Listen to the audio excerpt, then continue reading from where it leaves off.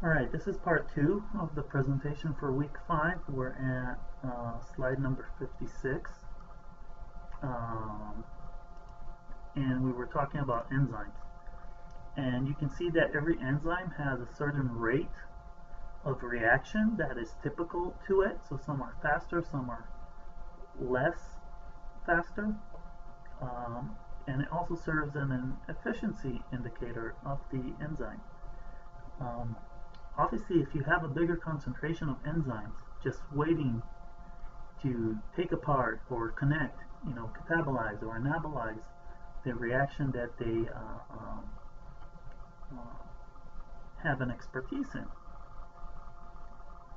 everything will happen faster.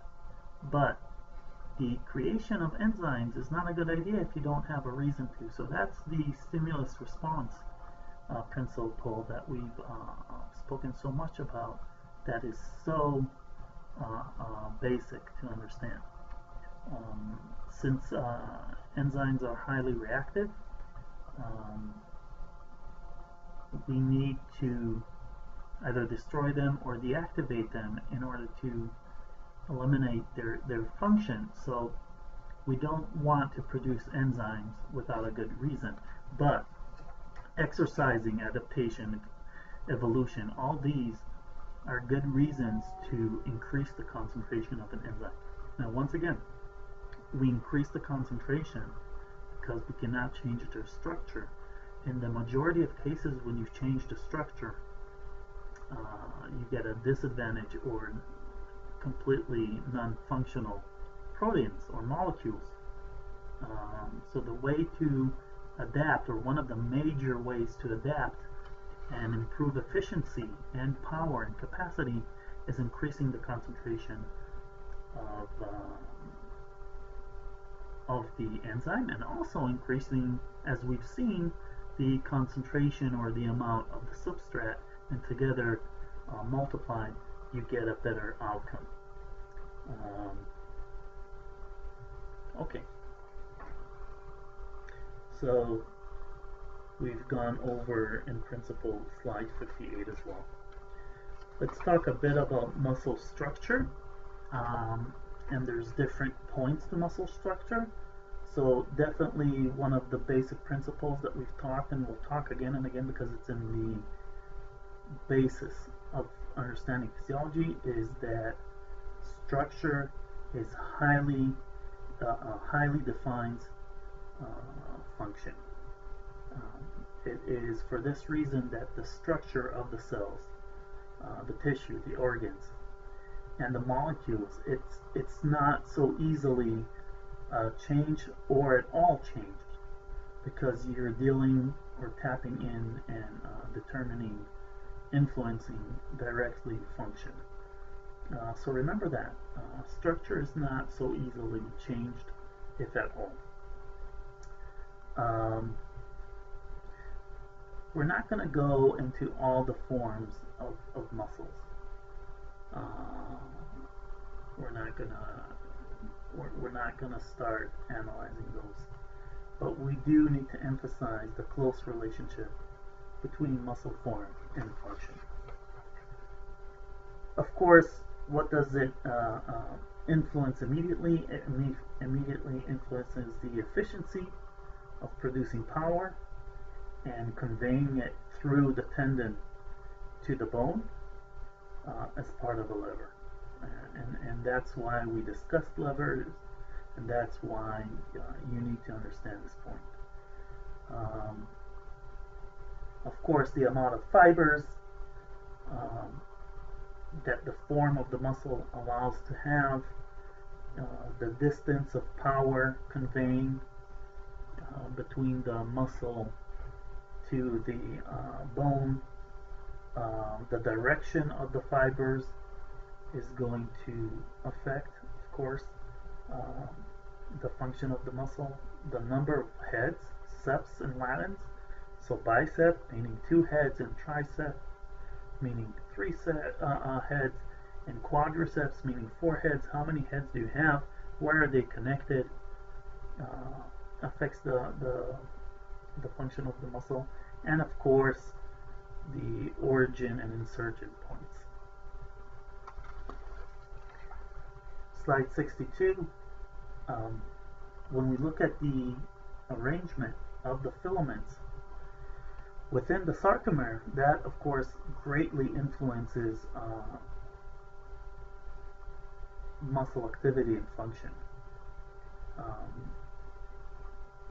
We divide the sarcomere mainly into heavy chains or heavy filaments and light filaments. The known heavy chain or filament is the myosin, and the most known light filament is the actin. And we know that there's a ratio of 6:1. For every myosin, we have about 6 actins divided and arranged around it in about 60 degrees between one to the other. We've talked about how they are arranged at first before the impulse from the neural system releases calcium, and how the conformation between the two changes afterwards, which is very, very important. Okay, so we have on slide 63 and 64 that idea again.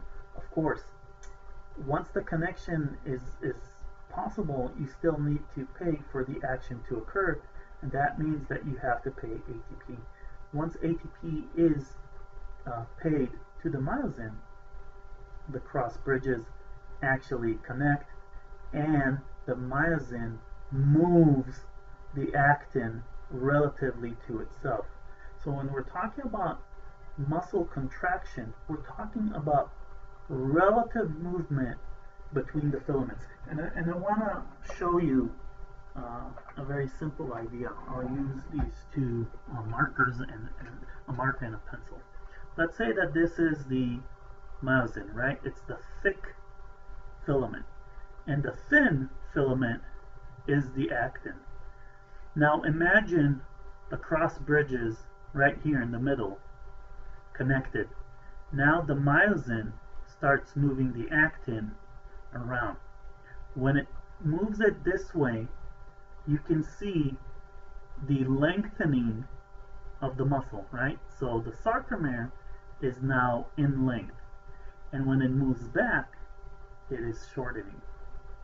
If you're producing energy isometrically, you're producing energy that is absorbed by the muscle but does not change the length of the muscle. Okay, so that's the basic idea of the relevant movement between those two filaments. It is that movement that generates strength.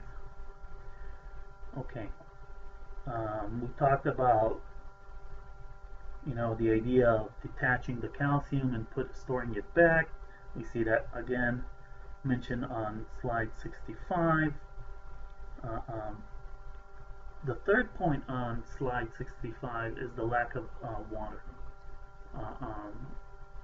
The reason that we need a lot of water in the muscle is because we are hydrolyzing ATP, meaning we're breaking it down, catabolizing it, using a molecule of water to split the ATP, and we get ADP plus P. So any lack of water, dehydration, by definition, if it reaches the level of the cell, which we have said before is the last level, is the last thing to happen, hopefully, will directly affect your ability to produce power and movement. And that has a direct implication and influence on your ability to survive, because we have connected energy with movement with survival. Okay, now we've reached slide 66, and we're talking about a completely different topic, and that is the mechanical and chemical measurement of exercise. So we've left the topic of principles of muscle function, and we are focusing now on the whole area, the whole idea, how to quantify um, exercise. So jumping to slide 68, we're talking about direct versus indirect measurement. Direct measurements tap in to the source of the phenomenon. The closer you get to the source, the better. For instance, if you want to quantify the amount of red blood cells, theoretically, you would open up a vein or an artery, right? And you will start counting the amount of red blood cells. Not gonna happen, right? Because it's crazy. The amounts and the thought. So we find other ways to quantify that. When we assume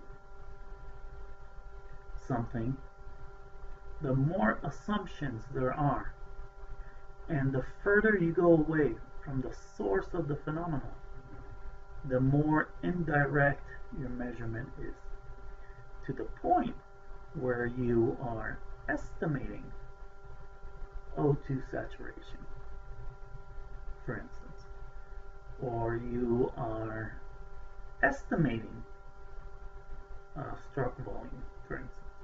If you have not measured it, you are estimating. Or you can calculate something. For instance, if we're talking about the equation whereas cardiac output equals stroke volume times heart rate, if you know two of the variables, you can calculate the third. We also use scales that rely, this can be a problem, a source for errors, rely on the perception of the person of what's going on. So that can be the RPE scale, that can be the angina scale, that can be the claudication scale, that can be the dyspnea scale, and so on and so forth.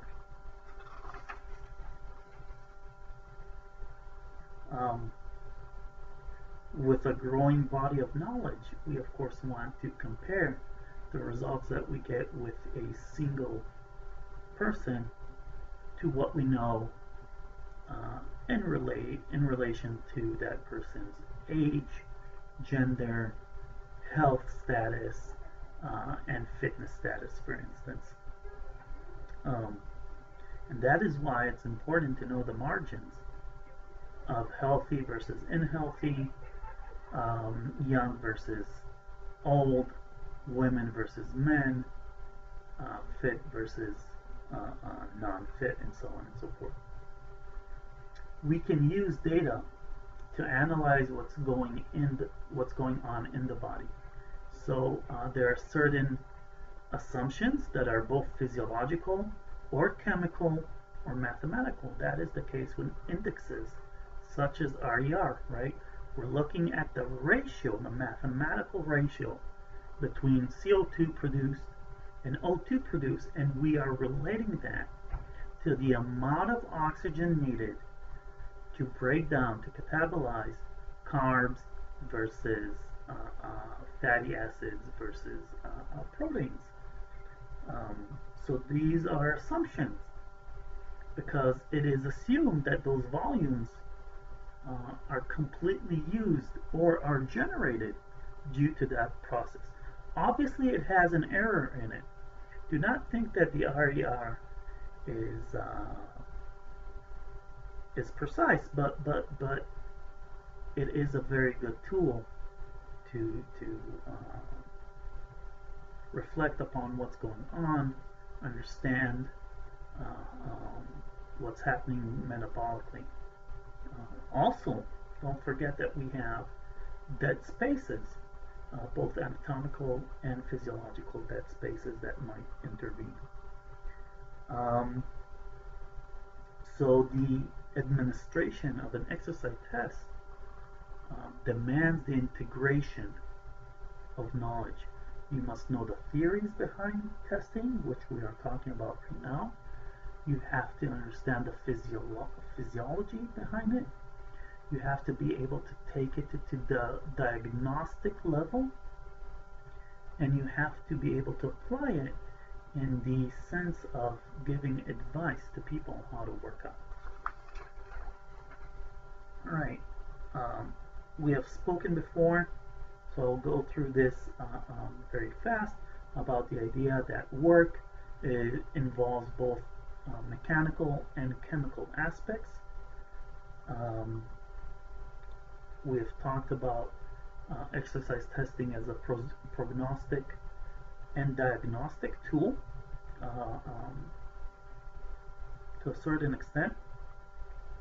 And when I'm talking about exercise testing, I'm talking about any kind of exercise testing. For instance, when we're talking about the 6-minute walk, which we will learn and practice in future labs, it's definitely a prognostic tool rather than a diagnostic tool. And it's even dichotomic, so that's even more robust.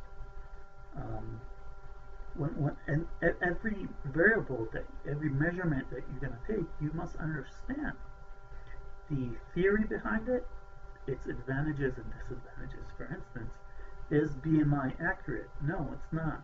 What are the biases behind BMI? And so on and so forth. And that is something that you'll probably go into in Jill's course, CP 520, exercise testing and prescription.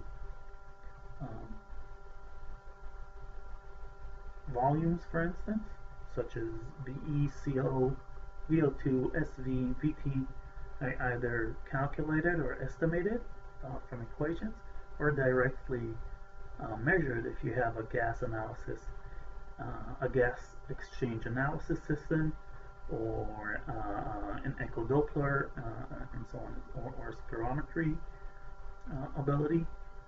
Paces and rates, either measured or calculated, dependent, right? That can be respiratory rate or heart rate. Indexes are naturally calculated. They're mathematical ratios, so RER, or the fatigue index of the Wingate test, Wingate aerobic test.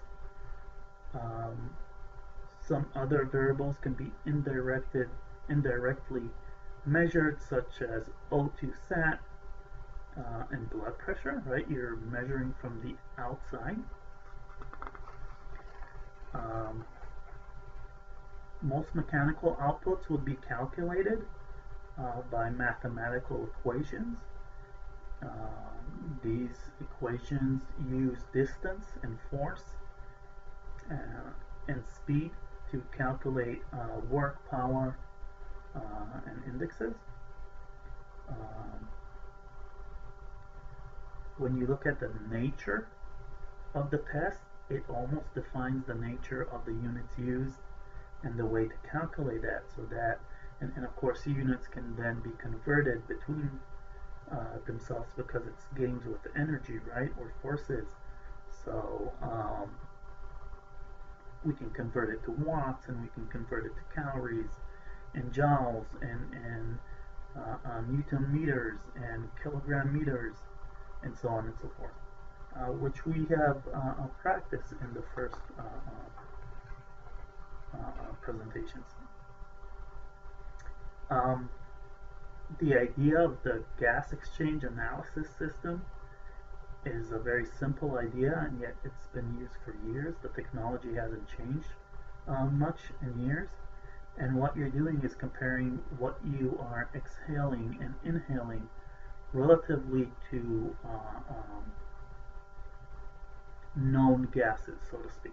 So, the known pressures or partial pressures of those gases in the environment.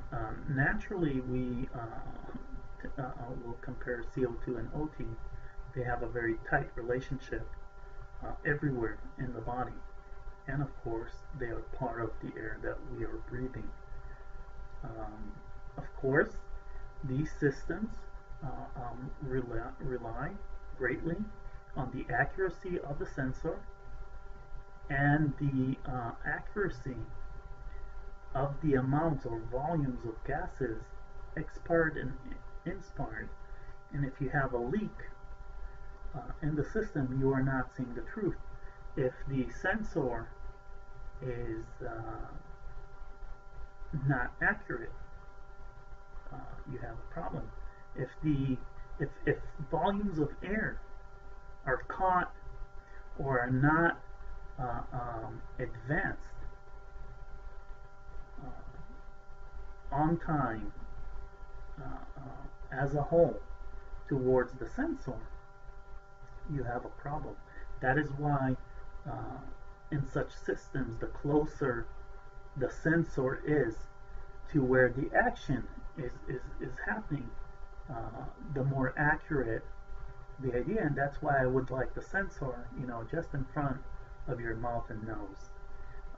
The farther away it is from the mouth and nose, we're talking about the sensor, the less accurate the system is probably going to be. Okay. Slide 64.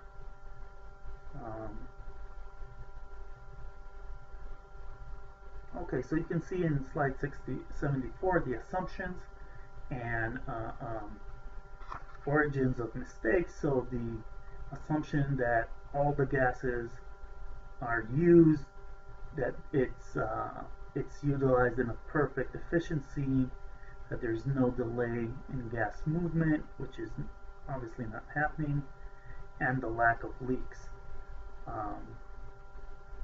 We can use the gas exchange analysis system also to see patterns, right? So we can see the change in volumes according to intensity, or the change in volumes according to workload, and so on and so forth. We can use these tests to convert oxygen consumption to energetic cost and vice versa. We can use mechanical tests to convert distance and resistance and time to known units of work. So that would be, for instance, on a cycle or on a step, and so on and so forth. And we can also convert those units to energy, so we can play with the energetic cost. And then we can go back from energetic cost to estimate the amount of oxygen needed. So this whole game of going between mechanical outputs to oxygen consumption to energetic cost and vice versa is definitely doable, as long as you have the right variables, or the variables needed, the information, the measurements, the data needed to calculate them. Okay. Now we can talk about ergometers, and there are more common ergometers, but basically an ergometer is any tool, anything that allows you to produce work and measure it. So that's the idea of slide 77. Basically anything in the environment can be used as an ergometer, for instance a track, or bars, or steps, a chair, a box, anything can be used. A weight, if you can measure the work done, but it is critical to know the person's weight if it is a weight-bearing activity. Added load or resistance, or applied load and resistance to be accurate, the distance traveled, the pace, the speed, or the time for the task. Those are major influencers needed.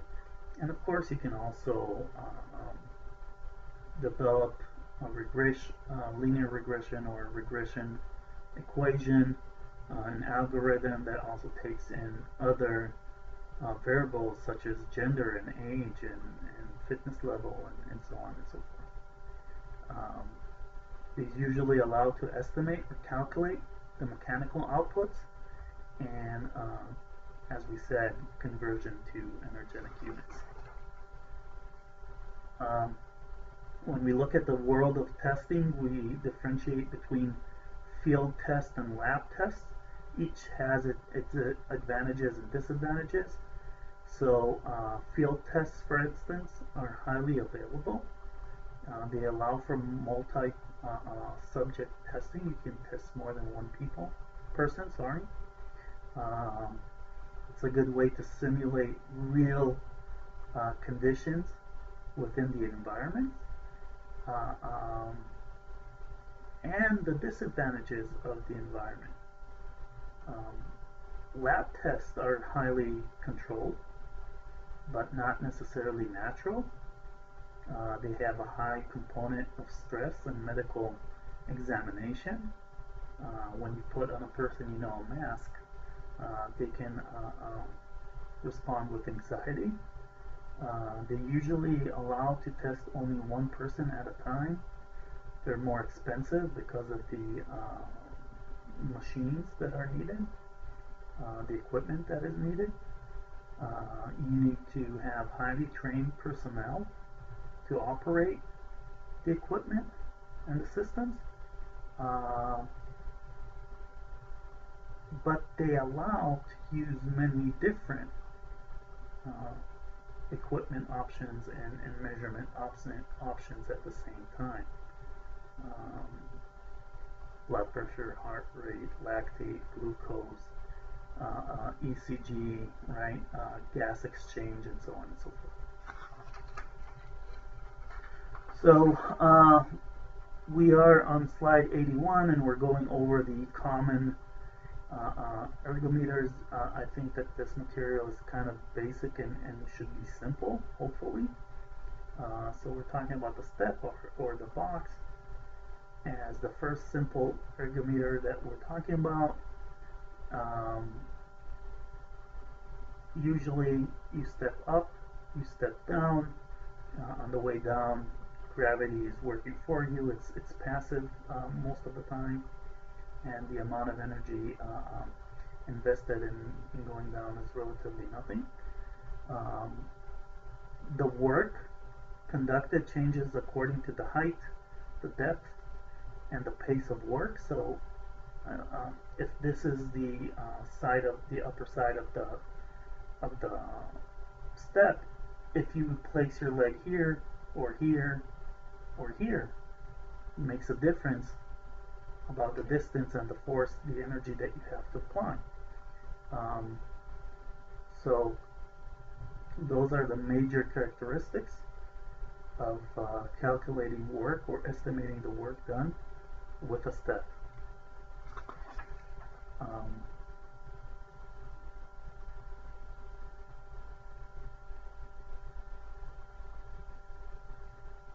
Obviously, time is a factor that is influencing power, and often we use a metronome, right, to try and control pace. When the pace is not accurate, you have a problem with calculating the work, and you'll probably have an error. Obviously, if you have an error there, you'll have a mistake in energetic cost, and when it's applied to, for instance, nutrition, to a diet, if you make a mistake, you might get very bad results. Another problematic aspect of using the step is how much force is applied to the step. While the distance might be the same and the location of the foot and the pace, how much energy are you actually applying to the step? If you don't have that measured, you have a problem with your measurements, and it's not easy to measure that. usually and naturally work conducted on a step should be presented in units of kilogram meters. So you have on slide 84 and 85 and 86 the practice slides for this ergometer, and I won't go over it, but you're welcome to, because I think it's kind of simple, but you're welcome to ask any questions if you have after trying to solve it. And I really suggest that you do not leap to the other two slides before you try and solve it by yourself, because then what's the point? The cycle is a very commonly used ergometer. Its advantages is that it perhaps maximizes the control of work. It's also non-weight bearing, which can be withhold great advantages to people with stability issues, right, with balance issues, that are afraid of a treadmill, that are afraid of a step, that are very heavily weighted. Basically, the two major cycles that exist is the mechanical cycle, which the resistance is mechanically applied, and the electric one that uses electric resistance to change the work or the resistance to work applied to the pedals or the wheel of the cycle. When you work with a cycle, the diameter of the wheel or the distance that the cycle will travel, either in theory or in real life, per revolution, is one of the most important factors that need to be known in order to calculate work. The vast majority of cycles, at least lab cycles, are set to 6 meters per revolution.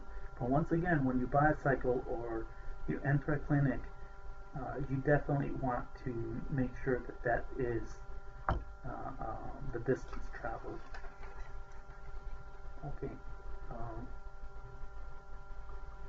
Basically, the distance is naturally is the amount of revolutions per minute times the distance that you will travel per revolution. And once again, it's usually 6 meters, but not necessarily so. The good thing about a cycle is that it's relatively easy to apply resistance, either by weights, for instance, with the Wingate test, right?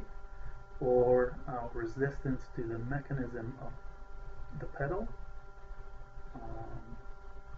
or applying direct resistance to the wheel itself.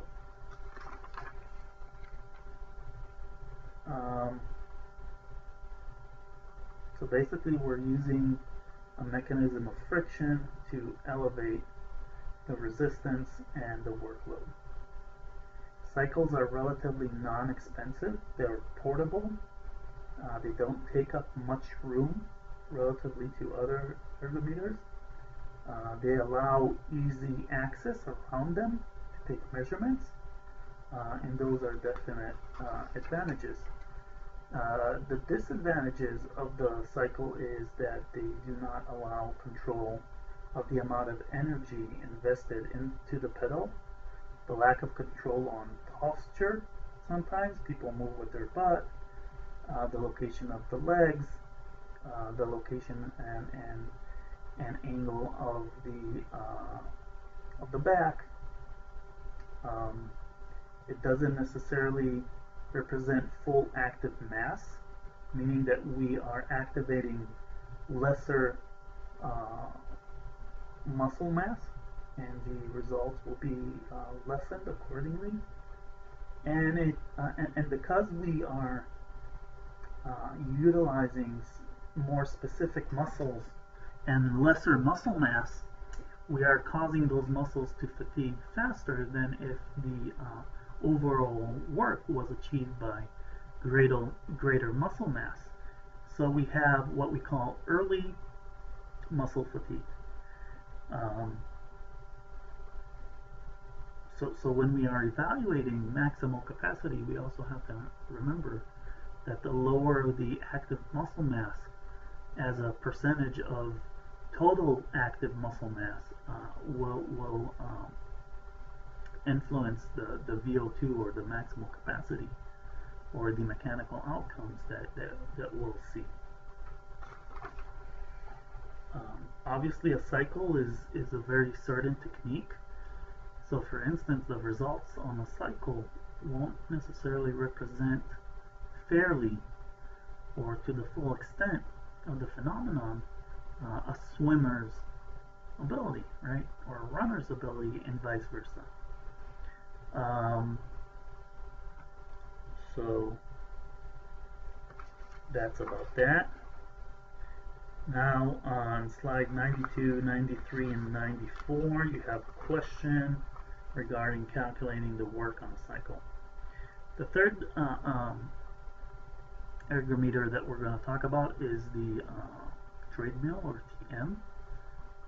It's a very commonly used ergometer that allows also the adjustment of speed and incline. While a cycle and a step, the person must induce or create the speed. In this case, the treadmill is doing it for you, and the earth, so to speak, the ground beneath you is moving. What you are trying to do is keep your relative location to the belt of the treadmill. I'll say right now, and I've mentioned this during lab week, talking to one of our subjects that was tested, Mark, that you know, for someone that is very tall and a fast runner, most treadmills are too short, and one of the disadvantages would be changing the mechanics of running for such people, because you have that front of the treadmill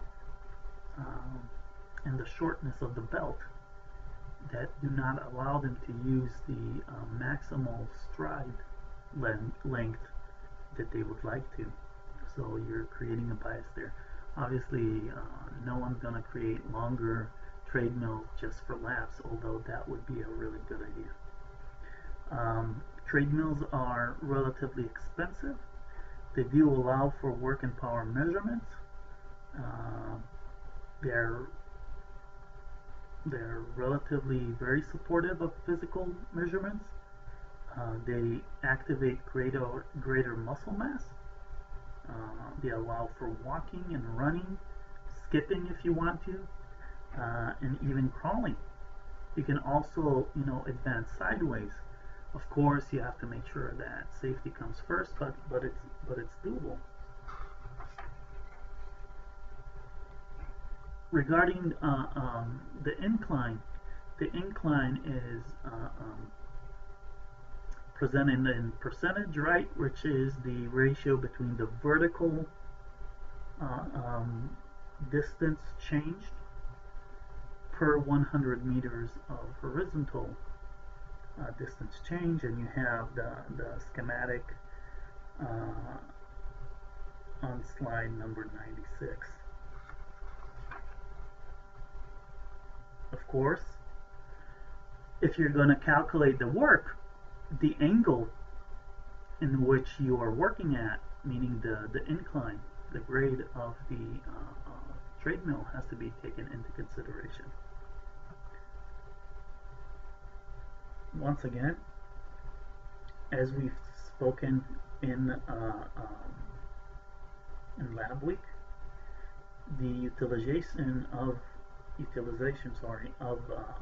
the incline affects directly more the leg muscles than anything else in the body, because you are changing the angle of the foot and its ability to produce the power to push the ground, which is the way in which we advance, right? And Those are the muscles that bear the most weight. So there's a difference between elevating workload through speed versus incline.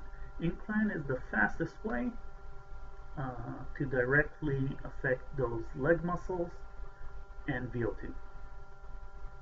Okay, what are the disadvantages of the treadmill?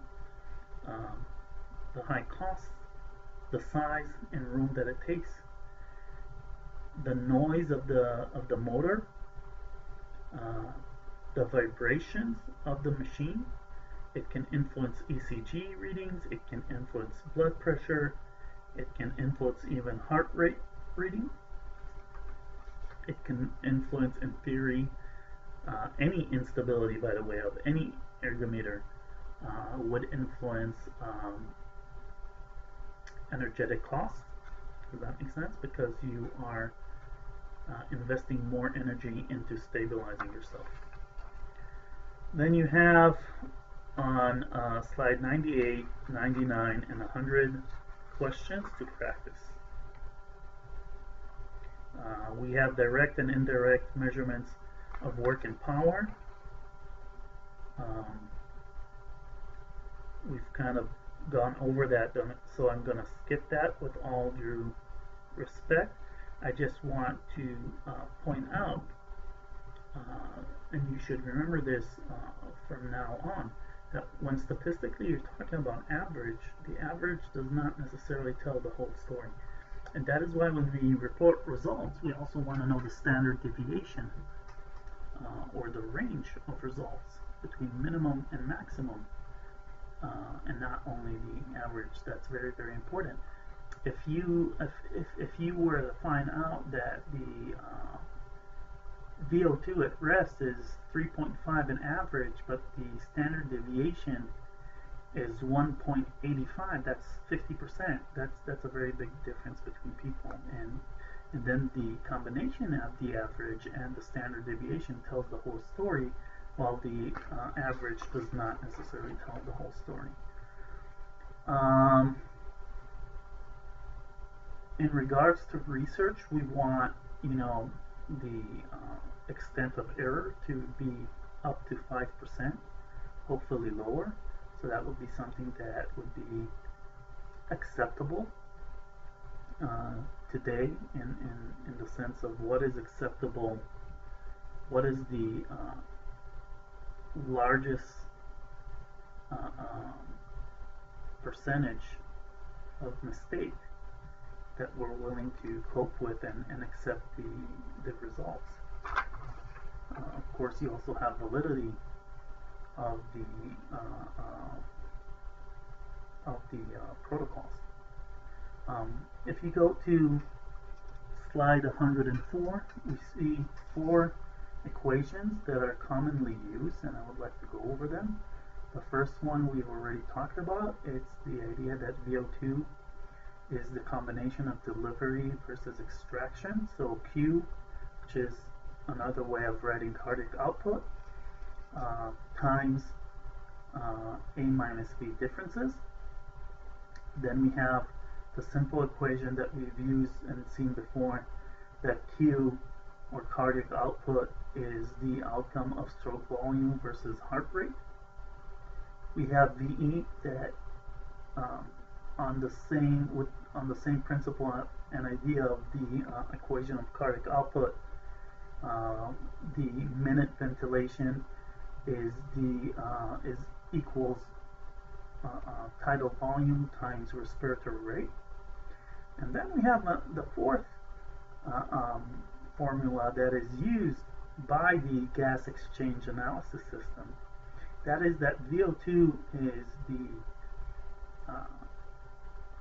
result, outcome of minute ventilation times the differences of a certain gas, in this case oxygen, and the inspired versus expired air. And the idea is that the difference, that gap, is what has been used in the body.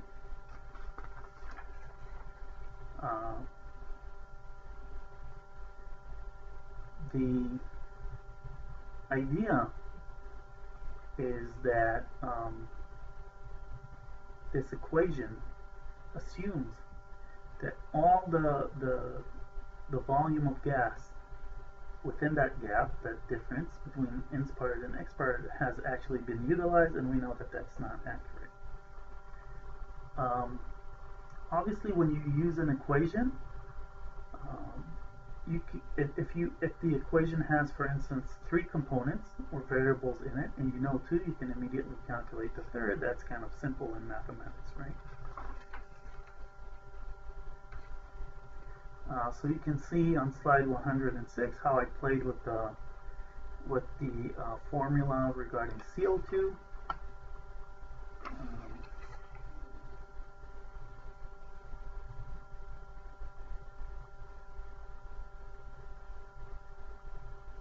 And then let's see, I want to see,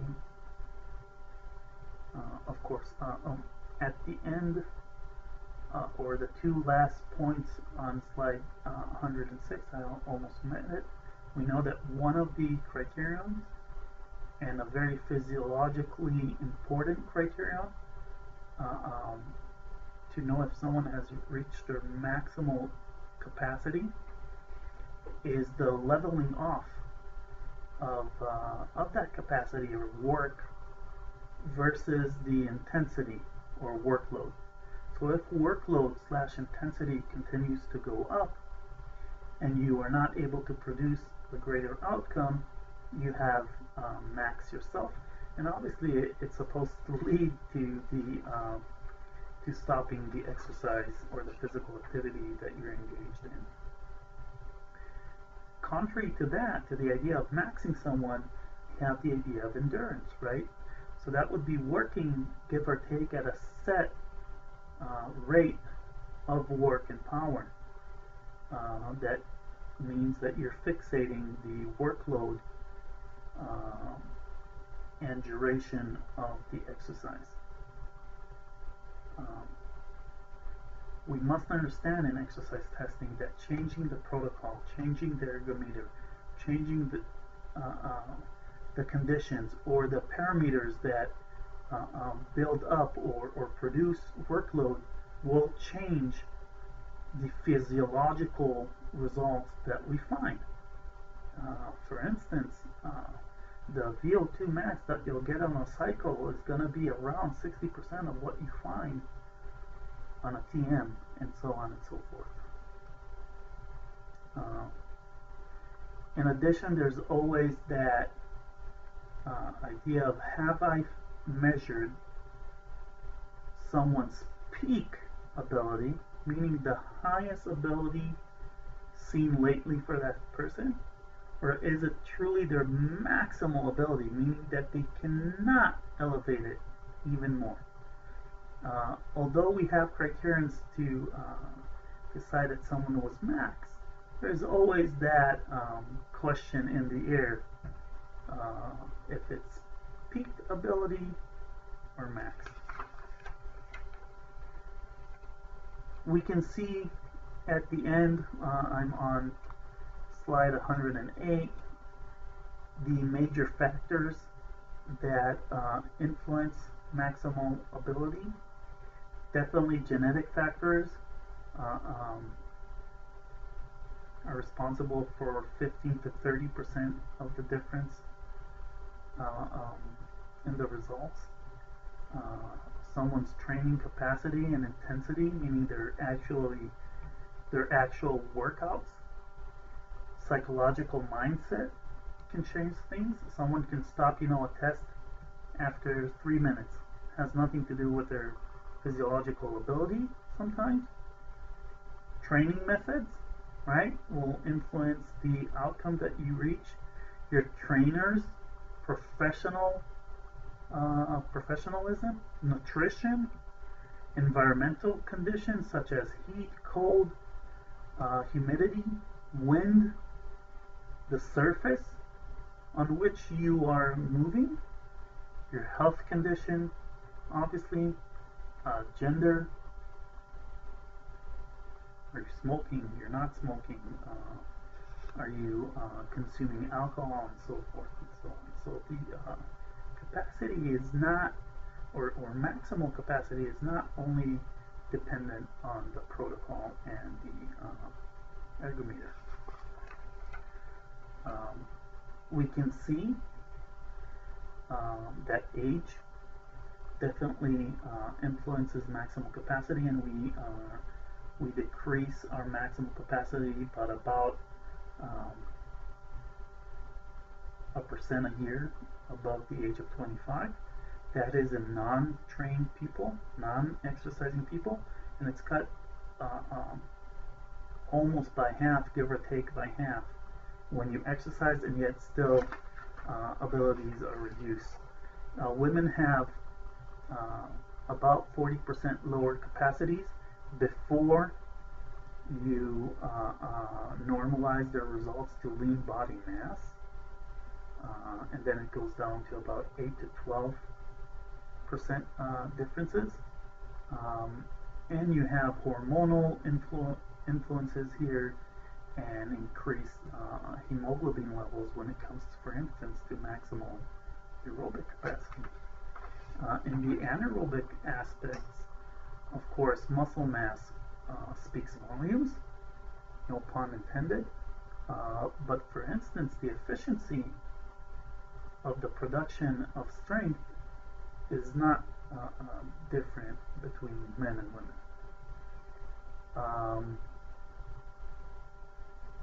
So that's about it for this week.